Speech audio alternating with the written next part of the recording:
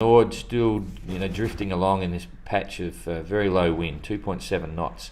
He's only travelled 51 miles in the last 24 hours, and it's sort of going in funny directions to keep the breeze. Remembering that the actual weather he's getting may not look like this. It may be similar, of course, but not. When it's no wind gradient into more wind, it's hard to be specific. Guy, the back end here, again 3 knots. He's getting less wind than it's showing here. There is a light patch there. Ian Herbert Jones trundling along 3.6 knots down here, but he's in a pretty good position. He's heading down, which is a good thing. That'll work in his favour later on. Northeast, not so good. He'd be very frustrated because I know he's aware of the gate in Hobart, and he doesn't want to be going slow at the moment. Elliot, good breeze, 5.8, on track, heading out to the east, so that's kind of cool. I'll get onto the middle of fleet and Jeremy and so on in a minute. In fact, Jeremy's got a bit of breeze there. We'll talk about that in a minute. So we'll just have a look at this back end for the next couple of days. Go forward a day. Here we go, on the 8th. Nord still heading into a light wind patch, not good for him. Guy should start moving a bit better. And Ian Herbert Jones will all of a sudden roll over. He's got following breezes at the moment, but when he crosses over this band of no wind, he'll come into an easterly breeze, and he'll probably start heading south again. When he gets that. And the second day, Elliot here, plenty of breeze, but not. Well, I shouldn't say that. If he keeps going to the east, same wind direction from the south, but it's getting lighter. You can see here he'll be over in this position, so he'll slow down if he holds that course, and he probably will. We'll go forward to the 10th, this time in 2 days' time. Elliot will be up here somewhere, still light winds, frustrating for him.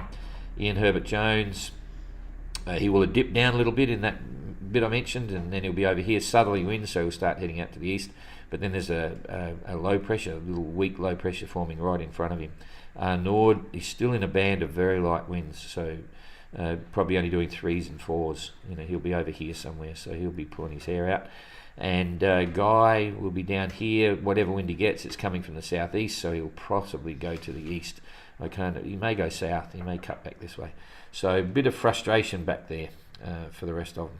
So anyway, back to middle of the fleet. We'll talk about this one. Now, Jeremy's got a bit of breeze there by the look of it. He is moving pretty quick. It's on the quarter, 5.8 knots, so it's coming on his starboard quarter. And in the last 24 hours, he's done 125 miles, which is not too bad. The entrance down the back here are having a chat on the radio and talking about what they're doing, because there's a bit of worry certainly for Ian and the others, even for the Hobart Gate, and they're thinking, do we want to chuck it all away and not go to Cape Town or whatever and keep going? If that was the case, they'd move into Chichester class. And even there was, I shouldn't talk about it because it was coming second hand from another entrant, but Jeremy's got a plan of where he wants to go to address his barnacles, and then to do that he'll have to come back to Cape Town or whatever. So we'll see, but I'm sure he's going to come in Cape Town because he's got lots of friends here. Ayrton doing 4.8 knots, quite happy in the world right now. Everything seems to be working for him. And Captain Goog slowed down. And this one's a bit strange. I don't know what's going on here, because it's suggesting there's a solid breeze there, and he's only doing 3.7 knots. Interesting. He dropped down a bit last night. Maybe he's not getting the breeze. Maybe this is like it's not really as if there's going to be a hard front there. I don't know what's going on there. I don't know why he's doing 3.4. But anyway, I'm sure everything is all okay, but keep an eye on the tweets. Speed for Damien, 6.5. Happy chappy, he can't complain about that. Probably got spinnakers up, dead behind him, it looks like. I should make this a bit bigger now so you can see it better. That's a bit better. Sorry about that. Looks like he's got a good, steady 15, 20 knot breeze behind him. Spinnakers up probably 6.5 knots. Abelish 5.1, he's heading up, so he's in lighter area. You can see this has moved up over in the last 4 hours as well, so he may have had lighter winds. He's having to tack down wind or something, keep the pressure on the sails, so he's heading up. Also, of course, they're heading for Cape Town soon. Here's Cape Town, there's the course. So he's doing 5.1, and I'll keep Pat for the lead bunch because he'll be the next ones in.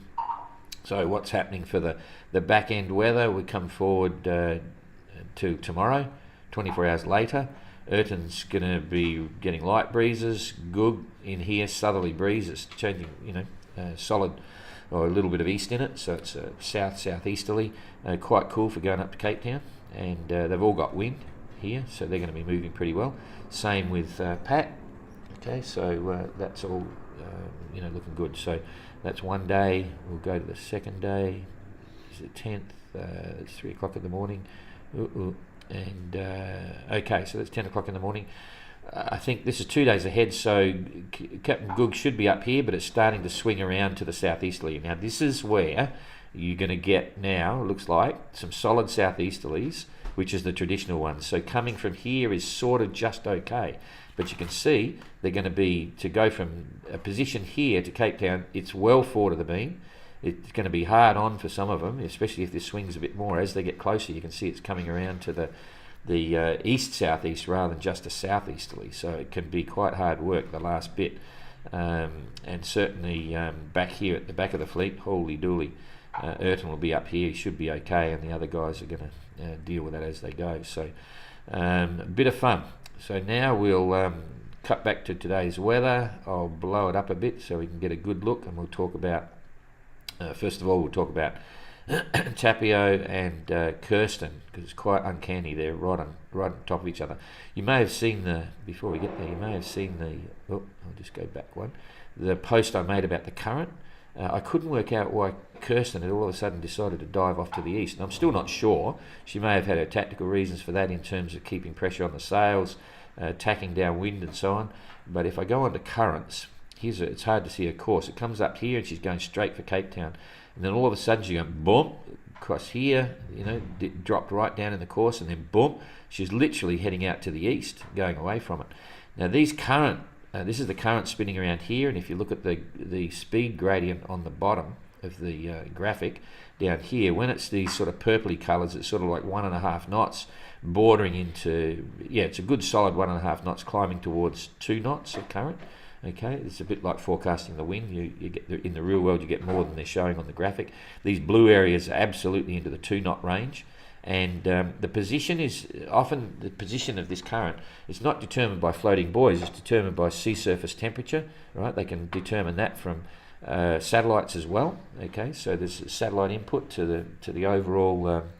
The overall computer programming. So they're using satellite data, floating, drifting buoys for all sorts of information, and so they're usually reasonably accurate, but they can still be a bit out. And I was wondering, when she dipped down, if she's sailing along, you've got to imagine this, the sails are in the same position, the apparent wind is in the same position, all that sort of stuff, and then all of a sudden, so she thinks she's sailing perfectly normal, the apparent wind doesn't change, nothing like that. The boat just gets hit by current, slows down and starts to drift sideways. So when you're on the boat, nothing changes. It's just that the position of the boat over the ground, the speed of the boat over the ground, completely changes. So you can be sitting there under wind vane, thinking you're doing perfectly all right, and you're pointing in the right direction. The compass course is saying that you're going to Cape Town, right?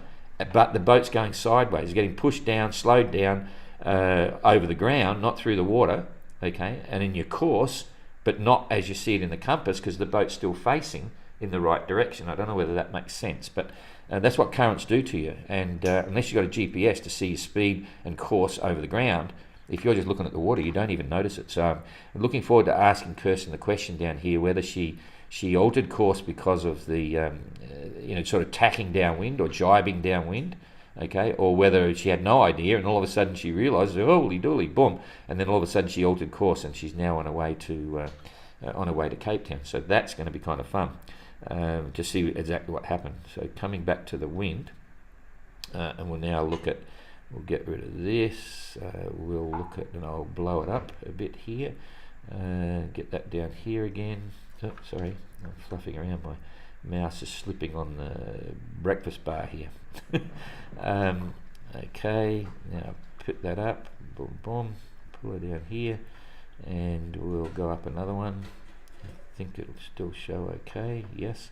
Okay, so here's the picture coming into Cape Town. This is the weather we've got at the moment, which is not strong. You can see Tapio has now sort of stopped. Okay, he's 0.9 knots, and Kirsten is still going at 2.9 knots.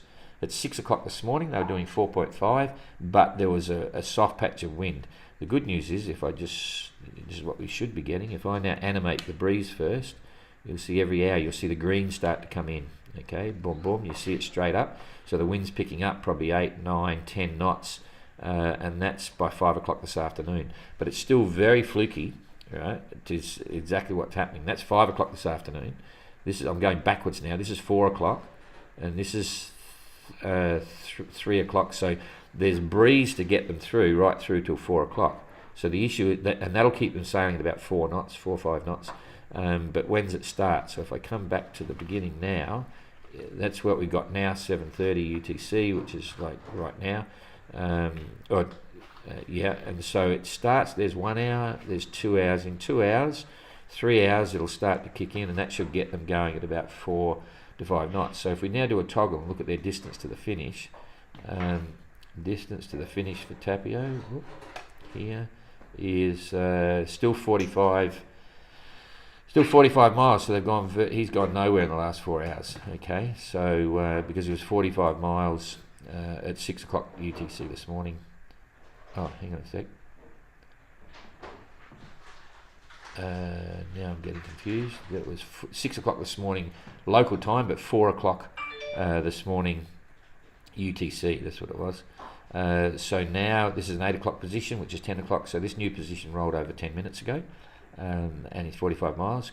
Kirsten, however, has managed to keep sailing because she had slightly more breeze down here, and now her distance to the finish is 37 miles.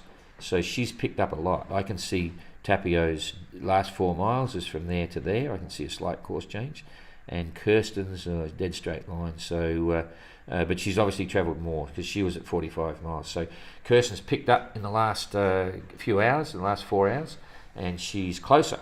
And the breeze is also coming up from the bottom. So now, whereas this morning I couldn't pick it, they were side by side, same distance, same speeds, it's changed. So Kirsten's back on track to possibly be the first boat in. What's the ETA for Kirsten? Well, if we look at her speed now, she's doing 3 knots, say 2.9. The breeze is going to strengthen a bit. She'll get back to about 4 knots, 4.5 knots, I reckon. And if I've got to do some quick maths here now, 4.5, so I'll let you guess, but it's going to be sometime early afternoon, and I'll work it out exactly and put a post time on the top of this. I'll alter the title of this live to work it out exactly. I need to think about that a bit in relation to what's going on overall. So that's about it. So the ETA hasn't changed from the last time I put one up. And I think, hang on, I can have a look here. I think I can. Boom, yeah, here we go. You're all watching the thing here. I was saying at 6 o'clock this morning she was going to be in local time between 3 o'clock, 1500 hours, to 5:30, somewhere through there, and that still holds. So we'll do another update. For Kirsten, but Tapio's going to be behind now, so he will be coming back in after Kirsten if this holds with, and I'd say probably by a couple of hours. So Kirsten's due in sometime early afternoon, and Tapio could be in a couple of hours after that. But it's a yacht race, anything can change. This weather might not be quite right, but it's a lot of fun. So I didn't want to forget Jeremy and Pat, so to do and the others, and distances and ETAs and everything. I'm going to just drop that back a little bit. All right. So Pat is down here. There he is. I need to go down another stage. He might have. Okay, so how far to Pat? Pat behind Kirsten is 160 miles. Pretty much the same. They're level pegging the last 6 hours. That's a good day sailing. So if Kirsten gets in early afternoon today, Pat will be in early afternoon tomorrow. Okay. Then if we say early afternoon for Pat, Abelish, if he can keep it going, is about 120 miles. So that would put Abelish in, depending on the weather, early in the morning the following day on Thursday. So a few people are thinking it might be Wednesday night. I reckon at this stage, by the look of that, it'll be early morning on Thursday. And I think Damien, if you look at this one, what's the difference behind? He'll be in the same day as Abelish if they can hold their own, 40 miles. So it's 8 hours. So somewhere on Thursday you'll see both of these guys come in. So that's that one, and Jeremy down here, hang on, he's in a good position for a southeaster, and in fact we'll look at that, what's happening with the weather up the front. Still a fair way back, he's down here, but he's moving now. I better do the whole distance here, just to give all the Jeremy fans an idea of where he is. So distance from Cape Town right now, 800 miles, that's about another 5 days or so, 5 and a bit days, so you can do the numbers from there. We'll be following him in as it comes. And now to look at the closing weather, if I hold it, that one there, we'll start to push this forward a day. So the next day, you can see here, you're bending across, so that these guys have got a good breeze. This whole middle fleet has. Jeremy's going to fall in a hole. By the look of it, he'll be in this light weather here, so that's going to slow him down. So there's probably 6 days before he gets here. And the next one, big hole, it's another day for Jeremy, so probably 7 days. So it's probably still a week before Jeremy gets here because of those slowing. Now this is the interesting one. So this is only 2 days ahead. Okay, and in 2 days they're still going to be coming up here, so these guys are going to struggle if they start heading to Cape Town now, which they are going to do. You can see the winds on the nose, so they're going to have a real beat up here, and there's probably 30 knots in there, gusting 30. It'll be 25, 28 knots, gusting 30, 34 on the nose. The sea state is going to be a bit ugly as well. Waves here, if we go into this, boom. Okay, so you've got waves of 4 to 5 meters maybe in here. You've got to remember this is the Southern Ocean. It's not protected by islands or whatever it is. So tail enders, 30 gusting 35, 4 to 5 meters of seas, all on the nose. They'll probably be tacking. Going to be quite interesting, and that's where you need to be coming up from down here. We've all got a bit distracted and seeing people come in, boom, boom. And so there's been lucky ones, and then usually this can hold for quite some time. And it also makes it challenging when you come down. So we're about to see the reality of coming into Cape Town, which is a challenge, but we all know why it's all happening. So back into the wind. So this is 2 days time, 3 days time. Okay, there's 3 days. Again, Jeremy's down here somewhere. It's going to be quite tough. And then you get southeasterlies coming in. So Jeremy is in a good position. This is where you're meant to be. He'll somehow ride this along the bottom. And if you've got a southeasterly like that, this is where you're meant to come from, southwest. Everyone's been pretty lucky so far. Okay, Simon. Final one. Simon's out here doing pretty well. I'll pull it back to real-time weather today. He's done pretty well. He's in a bit of a hole there. 3.6 knots, still moving, and he's going to be looking good here, because if we schedule it back, it's looking like mainly for the weather going forward. To see, I do another one. If this is getting boring, you've seen the key ones that you want. Oh, wrong way. Bloody hell, sorry. Okay, I'm going to go right down here. Okay. We'll put the grids on to show you where 40 degrees is. This is 40 degrees south, the roaring 40s. Tactic is usually keep heading southeast until you hit a wind from anywhere from the westerly quadrant, northwest, southwest, whatever, and turn the corner. So he's looking at like being down here, turning the corner, and then if we go day by day, not looking too bad. There's the next day, boom, bingo. So by tomorrow, Simon is now officially in the westerlies. This is tomorrow, and Kirsten and Tapio will be just leaving Cape Town, so they've hooked into these westerlies. Simon has. Then we go into next day. Not so good for Simon, but he's got the option. He would have got a quick squirt to the east, and then when he gets this, he'll come down. But the others, they're going to be. This is 2 days ahead. Well, yeah, the guys to get out of there when it's easterly or southeasterly, that's cool. You can go head straight south. But let's just look at the currents now, because they've got to get across the Gullis current. This is the big one. Simon's about to hit it shortly. He'll get across there. The positions of these will stay relatively constant over the next week. They don't move around dramatically, too much. So that's, if I blow this up a bit, and we look at where Simon is. Okay, he's there. He's going to cut it at 90 degrees, which is a good thing. And by the time he gets there, well, we'll see what the breeze is, but it's all light stuff, so that's okay.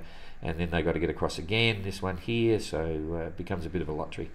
Interestingly, Simon didn't ask us for any weather when he was in Cape Town. He could ask anyone for weather, any type of weather at all, when he's there.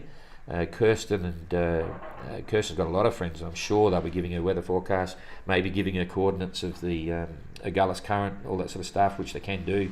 You can even do, anyone comes on there and gives them any information on where to go, how to miss things. It's all legal under the notice of race, because you can have any form of technical assistance when you're, when you're in somewhere, without people giving you physical assistance. So it's a similar to thing. Any entrant can call a ship and get any sort of weather, including windy TY weather and all that sort of stuff. That's a tradition of the sea. And when you make the effort to get into a port, it's the same thing. You can get anything you want with someone alongside the boat. But if you're on the radio, if you're doing it by radio, it's under the control of the notice of race, and you can't have weather information other than the official WMO forecast, and you can't have routing information, you can't do all that sort of stuff. But it'll be interesting to see how this all goes and see what happens. So, all good. We'll update you on the position of Tapio and Kirsten, and we'll see you out in the water later today. We just lost the broadcast. Now I can't turn it off. Oh, I've got to turn this off. Okay, I'll continue recording and